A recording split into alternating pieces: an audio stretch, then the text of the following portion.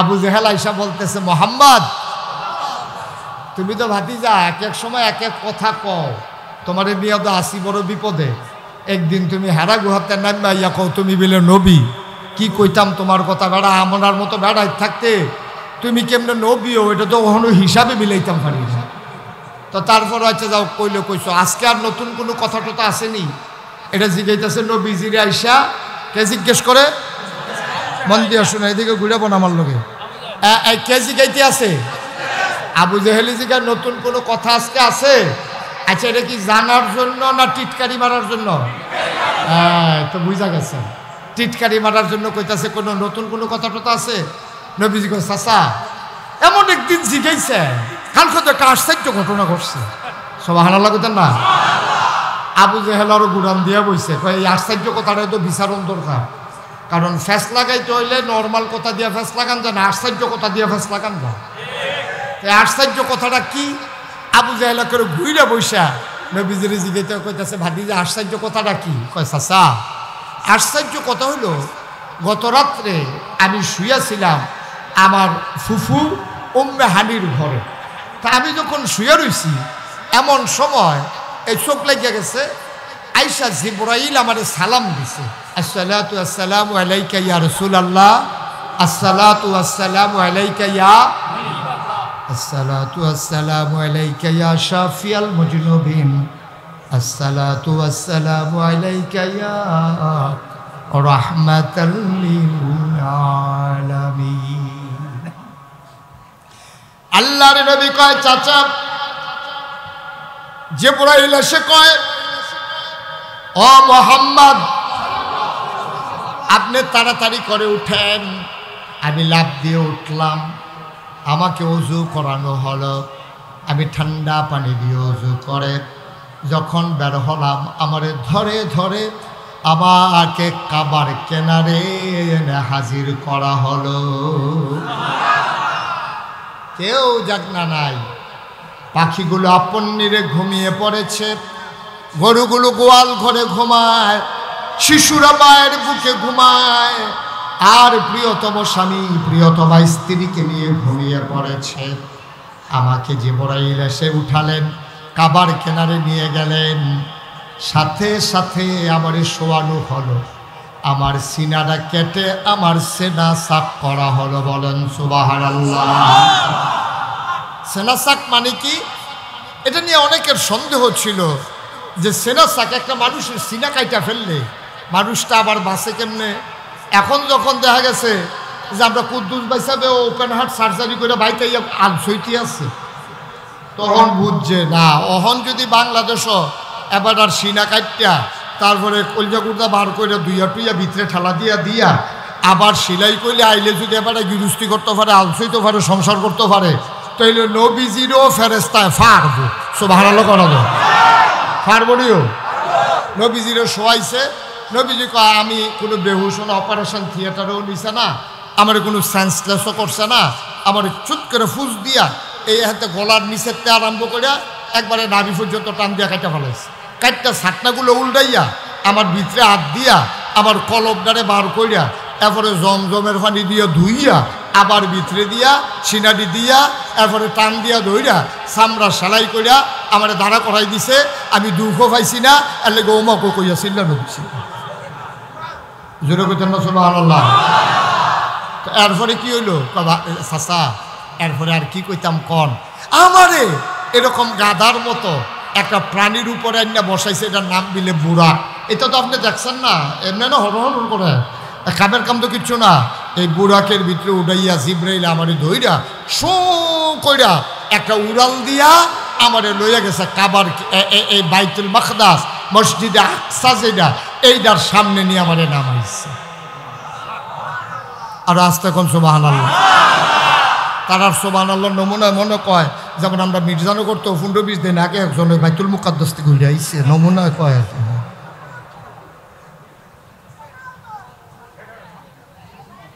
এই জায়গাটা কয় যে সোজা একটা টান দিয়া নিয়ে সেটা আমার নিয়ে ওইখানে নামাইছে। দুইটা বর্ণনা আসছে যে 60 দিনের রাস্তা একটা উটের পিঠে করে যদি কেউ নর্মাল গতিতে চালাই যায় তাইলে ইয়া থেকে আপনার মক্কা থেকে মসজিদে আকসা যাইতে 60 দিন লাগবে।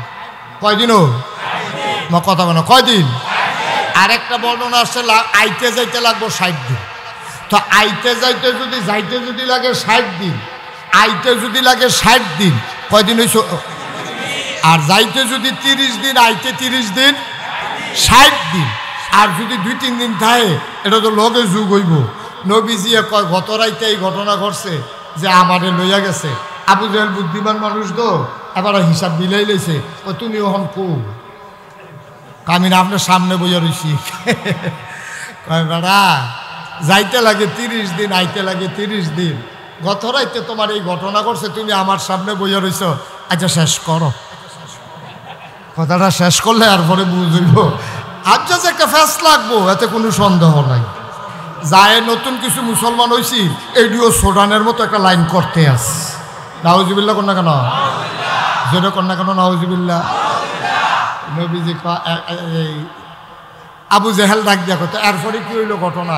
এরপরে আর কি, আমার ইয়া যখন নামাই সারছে পরে আমি দেখি সামনে মসজিদে আকসার সামনে বিরাট বড় বড় পাথর আছে, যেটি পৃথিবীতে কোথাও নাই। এই পাথরটি ছিদ্র করা। তো এই পাথর ছিদ্রওয়ালা পাথর তো আমরা জীবনে দেখছেন কেউ? কতক্ষণ দেখছেন? পাথরের ভিতরে ছিদ্র করা, এটার ভিতরে দড়ি ডুহাই দিয়া কেউ উট বান্ধা রাখছে, কেউ ঘোড়া বান্ধা রাখছে, কেউ গাদা বান্ধা রাখছে। তো নবীজি নাম্বার সেটা জিব্রাইল কই, জিব্রাইল এটি কি এটি কেডা আইসে কেডা এত রাইতে? এখন যদি দুনিয়ার এই উট ঘোড়া তারপরে গাদা দেখা যায়, এটি যে আইসে কেডা? ওই ভিতরে গেলে টের হইবেন কেডা আইসে। সব ভালো কইতেন না?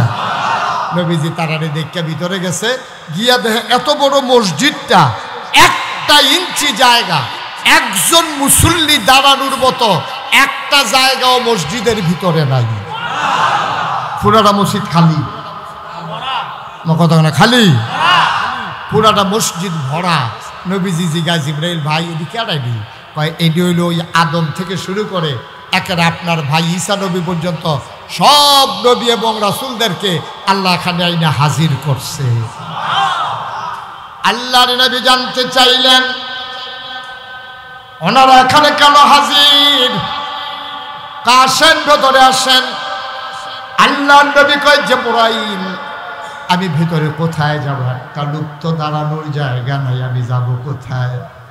জিবরাইল ডাক দেয়া কয় নবী গো আপনি খেয়াল করেন না, আপনার মর্যাদা সম্পর্কে বোধহয় আপনার এখন আর মনে নাই। আপনার একটা জায়গা নির্ধারিত করা আছে, আপনার জায়গায় কেউ দাঁড়ায় নাই। কয় কাতারের কোন জায়গায় আমি দাঁড়াবো? জিবরাইল ডাক দেয়া কয় কাতারে না, আপনার জন্য ইমামের জায়গাটা নির্ধারণ করা হয়ে আছে।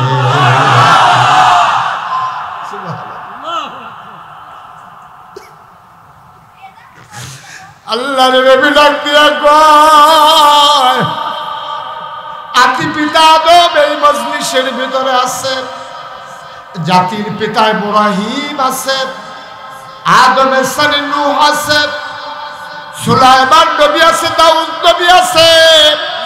সব নবী থাকার পরে ইমামতির জায়গা আমার জন্য কেন খালি? আপনার বোধহয় মনে নাই আল্লাহ তাবারক ওয়া তাআলা আপনার একটা উপাধি দিয়েছেন ইমামুল মুরসালিন। এতদিন ছিল এটা কথার কথা, আপনি যে ইমামুল মুরসালিন এটা ছিল এতদিন কথা। আর এটার বাস্তব প্রমাণ দেওয়ার জন্য সকল রাসূলকে মুসল্লি বানাইয়া আপনাকে ইমাম বানাইয়া নামাজ পড়াইয়া প্রমাণ হয়ে যাবে আপনি ইমামুল মুরসালিন।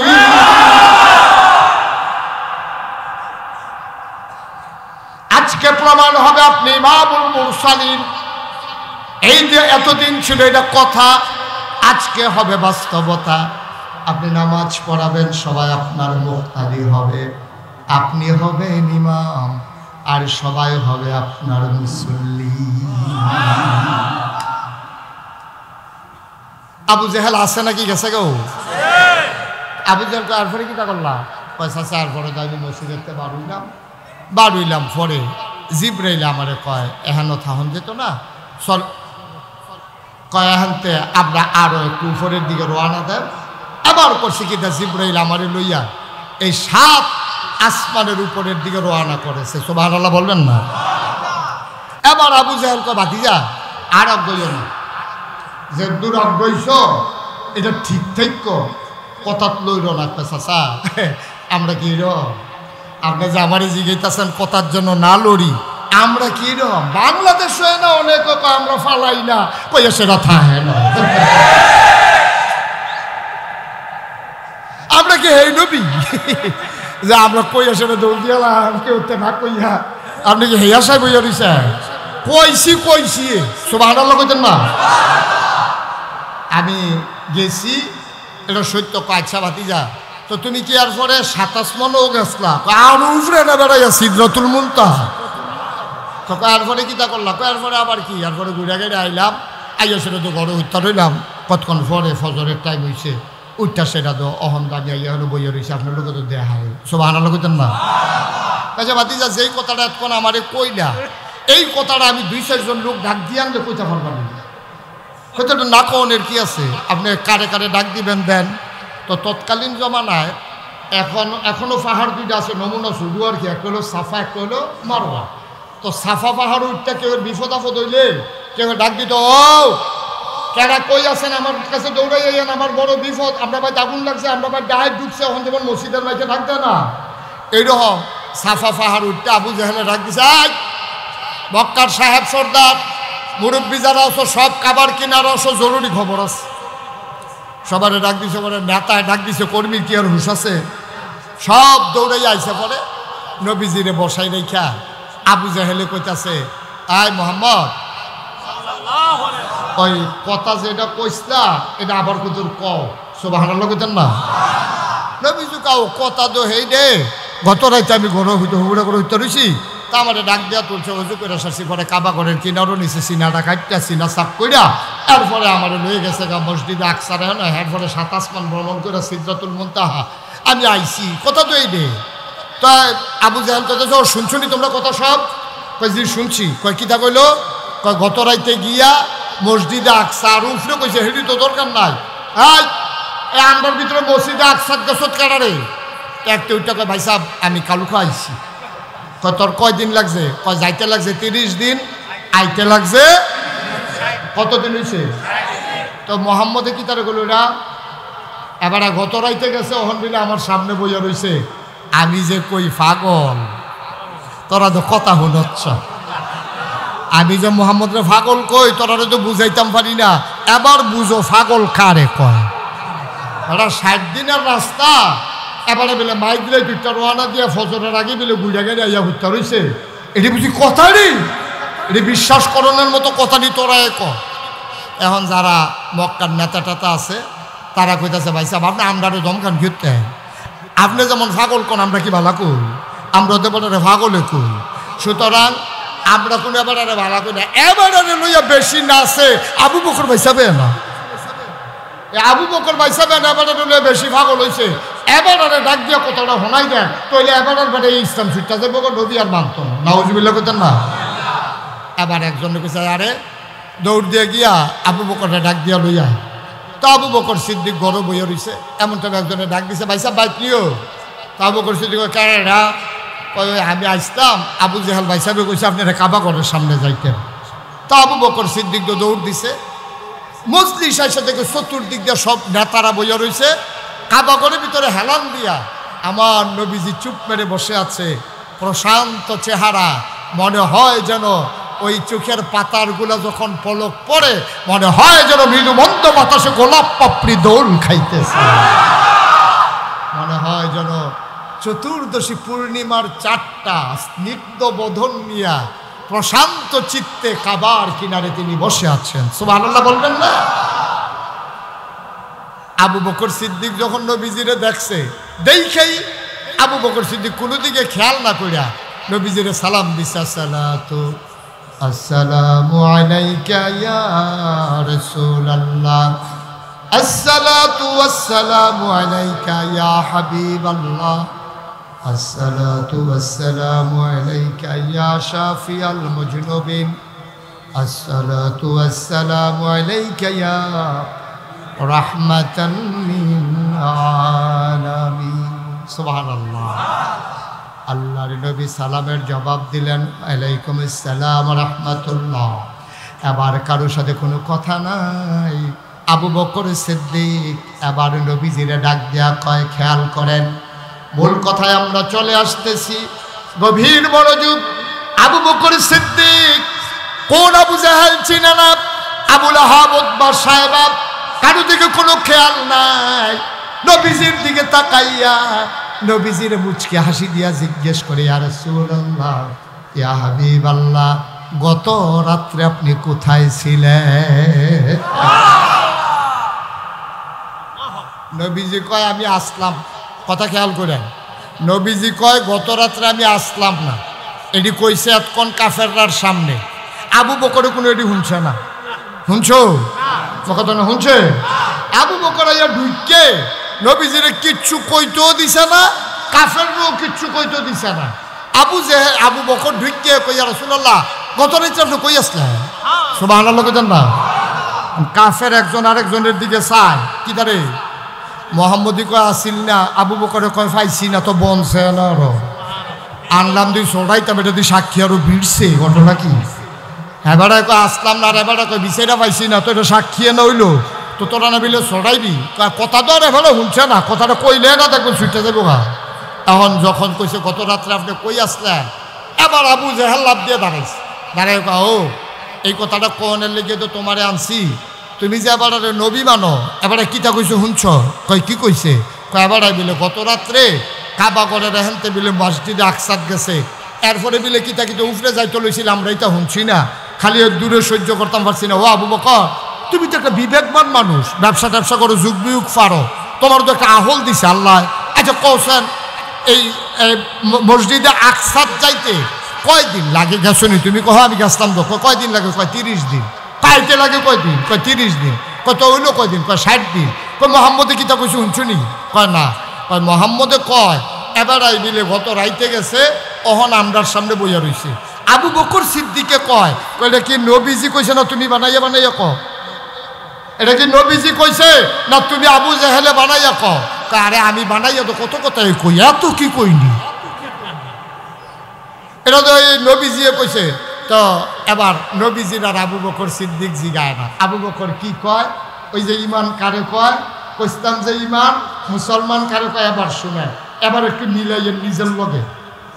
আবু বকর সিদ্দিক এবার ডাক দিয়া কয়, ও আবু জাহেল, এটা যদি তোমার বানানো কথা না হয়ে থাকে, এই কথাটা যদি আমার নবীজি বলে থাকে, তাইলে তোমরা সবাই সাক্ষী থাকো। নবীজি যদি বইলা থাকে নবী গেছে আড়াইছে, আমি আবু বকর সাক্ষী দিলাম অবশ্যই নবী গেছে এবং আসছে। আমি সাক্ষী দিলাম। কয় তুমি কেমনে সাক্ষী দাও? যাইতে লাগে 30 দিন, আসতে লাগে 30 দিন, তুমি এই সাক্ষী কেমনে দাও? এবার আবু বকর সিদ্দিক ডাক দিয়া কয়, এর চাইতে বড় বড় বিষয়ের ব্যাপারে তো সাক্ষী দিছি। নবী কইছে মসজিদে আকসাদ গেছে, এটা ব্যাপার নিবে না। এরতে বড় বড় কথা দৌনাতে হুন্না বিশ্বাস করছি। উনি কইছে আল্লাহ বিলে এক, সারাটা জীবন 360 দেবদেবীর পূজা করলাম। নবীজি কইছে আল্লাহ এক, আমরা যারা ঈমান আনছি আমরা লগে লগে স্বীকার করছি অবশ্যই আল্লাহ এক। উনি কইছে পরকাল বিলে কিতা আছে, জীবনে দেখছি না, স্বীকার করে লাইছি। উনি দি কয় ফেরেশতা বিলে কিতা, এইটাও তো স্বীকার করছি। পরকাল বিশ্বাস করলাম, আল্লাহকে মানলাম, আগের নবীদেরকে মানলাম, জান্নাত স্বীকার করলাম, জাহান্নাম মেনে নিলাম। যেই নবীর কথা শুই না 360 দেবদেবী লাথি মাইরা এক আল্লাহর উপরে ঈমান আনলাম, সেই নবী বলছে মসজিদে আকসায় গেছে, অবশ্যই গেছে।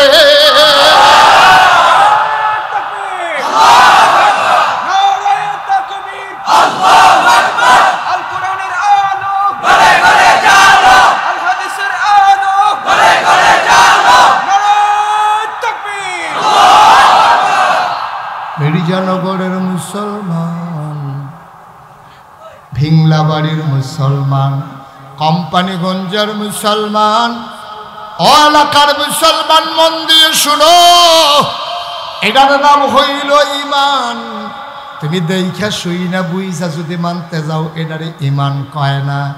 তোমার বিবেকে ধরে না, বিবেচনায় ধরে না, তোমার বিবেক এখানে সাক্ষী দেয় না। 60 দিনের রাস্তা কেমনে আইলো গেল এই হিসাব মিলানোর দরকার নাই। আমার নবী বলছে এর উপরে আর কোনো সাক্ষীর দরকার নাই, ঠিক কিনা? এটার নাম হলো ইমান। কারণ আমরা এরকম ফারসিনি। আমরা যদি ফায়দা থাকি ভালো, আর না ফায়দা থাকলে ফারতে হবে যদি পরকালে জান্নাতের আশা করে, ঠিক কিনা কম? এই নবীজি কইছে আর কোনো সাক্ষীর দরকার আছে? কোনো বিবেকের দরকার আছে? কোনো বিবেচনার দরকার আছে? নবীজি কইছে তোমার ফাও যদি চামড়ার মৌজা থাকে তাহলে এটারে মাছেও করে লাইলে সারবো, এটা খুললার ফাও দিওর লাগতো না। সাহাবারা জিজ্ঞাসা ইয়া রাসূলুল্লাহ, মাছ মানে কি মুসা দিয়ে লন? কয় হ। কয় তলে দিয়া না উফরি দিয়া? কয় উফরি দিয়া। সাহাবারা কম ময়টা কি দা ময়লা লাগলে লাগবো তলে দিয়া। নবীজি কয় মশা দিতাম উফরি দিয়া। সকলে কাউ মাইতো না। নবী কইছে আর কোনো কথা নাই, ঠিক কিনা? এটার নাম ইমান। কারণ আমরাও তো বিবেকে কয় আমি যদি মৌজা ফাও দিয়ে আডি মাটির ভিতরে, তো মাটিটা কি উফরি দিয়া লাগবো না তলে দিয়া? না কথা কয় না, কি উফরি দিয়া না তলে দিয়া? এবার কহেন দিয়া লাগবে আমি কি মৌজা ফাও দিছি কয়েম করতে? কহেন দিয়া রে না কথা কয় না, কহেন দিয়া লাগবো মলাডি। তাইলে মুসন লাগলে কি উফরে মুসন না তলে দিয়া মুস?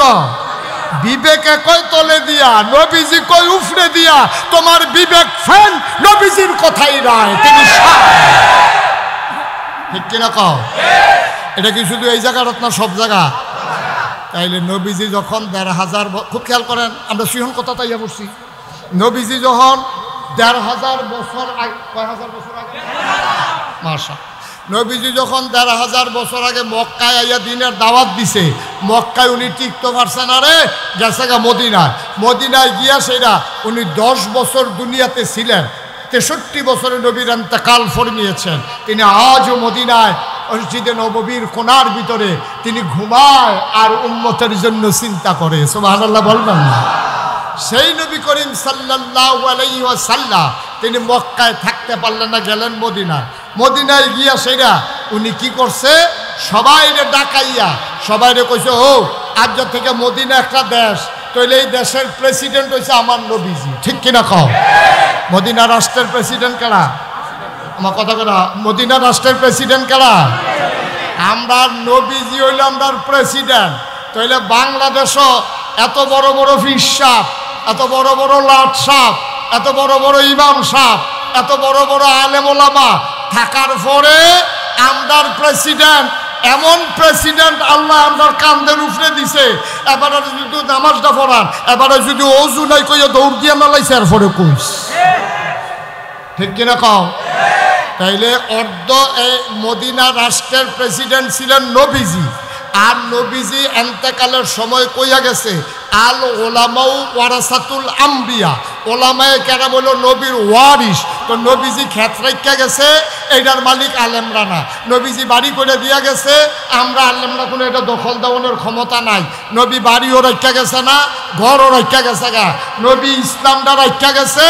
আমরা যারা ওলামায়ে কেরাম দাবি করি আমরা আলেম, আমাদের দায়িত্ব হলো ১৫০০ বছর আগে নবীর রেখে যাওয়া ইসলামকে পাহারা দেওয়া, ঠিক কিনা? এটা শুধু আলেমরার দায়িত্ব। আর যারা ক্ষমতায় যাইব তারা খালি ইসলাম রে, হুজুর রে টিটকারি মারব, মস্কারা করব। বাংলাদেশের বুকে সন্ত্রাসী, লুটতরাজকারী, ব্ল্যাকদার, জানাকার, যত চুর, ডাকাত, বদমাইশ সবদি সিনা বাবাইয়া বাবাইয়া আঁটবো। আর শতকরা ৯২ জন লোক মুসলমানের দেশে আলেম ওলামা দিয়া জেলখানা ভরে ফেলবে। বাংলার মুসলমান তো মানে না, ঠিক কিনা?